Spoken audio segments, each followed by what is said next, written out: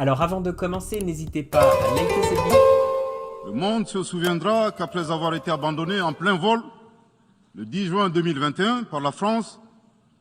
qui a unilatéralement décidé de retirer la force Barkhane du Mali, mon pays a été ensuite poignardé dans le dos par les autorités françaises. La précision est d'autant plus utile que nous refusons tout amalgame avec le peuple français que nous respectons. Les autorités françaises, profondément anti-françaises, pour avoir régné les valeurs morales universelles et trahi le lourd héritage humaniste des philosophes des Lumières, se sont transformées en une junte au service de l'obscurantisme. Je répète, les autorités françaises, profondément anti-françaises, pour avoir régné les valeurs morales universelles et trahi le lourd héritage humaniste des philosophes des Lumières, se sont transformées en une junte au service de l'obscurantisme. Je répète pour une dernière fois. Les autorités françaises, profondément anti-françaises, pour avoir régné les valeurs morales universelles et trahi le lourd héritage des philosophes des Lumières, se sont transformées en une junte au service de l'obscurantisme. Obscurantisme de la junte française nostalgique de pratiques néocoloniales, condescendantes, paternalistes et revanchardes, qui a commandité et prémédité des sanctions inédites, illégales, illégitimes et inhumaines de la CEDEAO et de l'UEMOA contre le Mali et mon pays. Après plus de 10 ans d'insécurité et en fait des milliers de morts, autant de réfugiés et de déplacés internes, n'est-ce pas un sacrilège de mettre une population malienne victime de l'insécurité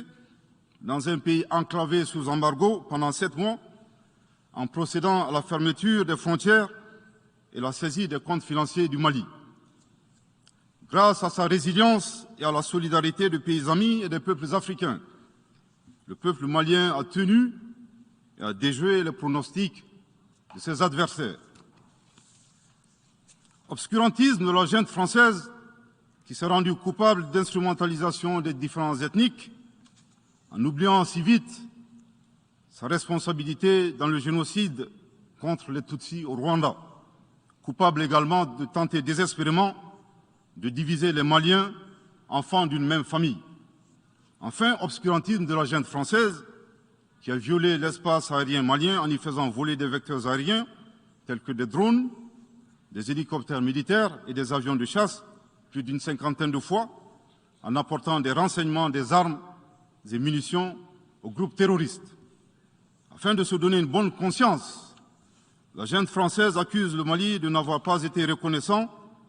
en se gargarisant de la mort regrettable de 59 soldats français au Mali lors de diverses opérations de lutte contre le terrorisme. À cette triste accusation,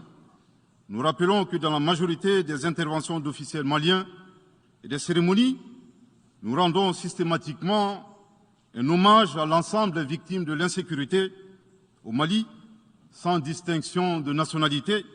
donc y compris les 59 Français décédés. Aussi, nous les invitons à ne pas s'arrêter à si bon chemin et de remonter le temps, en passant par leur intervention en Libye, décriée par toute l'Afrique, sans oublier la participation forcée des milliers d'Africains à la Première et la Seconde Guerre mondiale, sans oublier la traite négrière qui explique le sort économique de beaucoup de pays. Combien d'Africains sont-ils morts pour la France et le monde libre dans lequel nous vivons? Monsieur le Président, eu égard à la gravité des faits commis par la junte française, le Mali, dans sa lettre en date du 15 août 2022, a demandé la tenue d'une réunion d'urgence du Conseil de sécurité des Nations Unies. Cette réunion a pour objet de permettre au Mali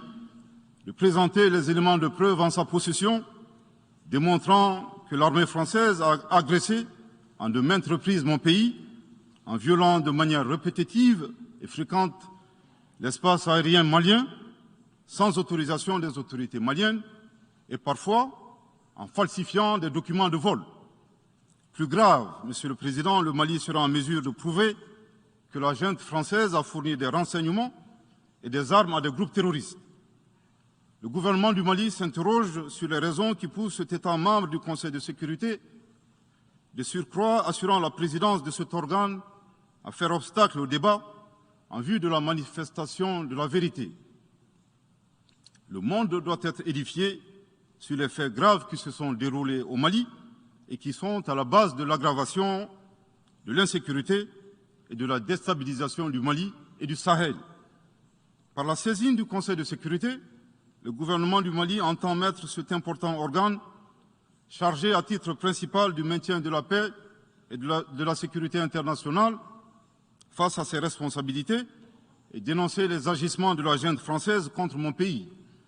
Ces actes hostiles sont incompatibles avec la Charte des Nations Unies et son statut de membre permanent. Il y va de la crédibilité de notre mécanisme commun, de l'efficacité de la lutte contre le terrorisme,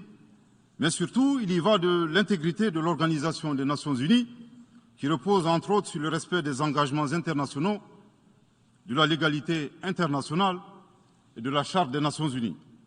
Monsieur le Président,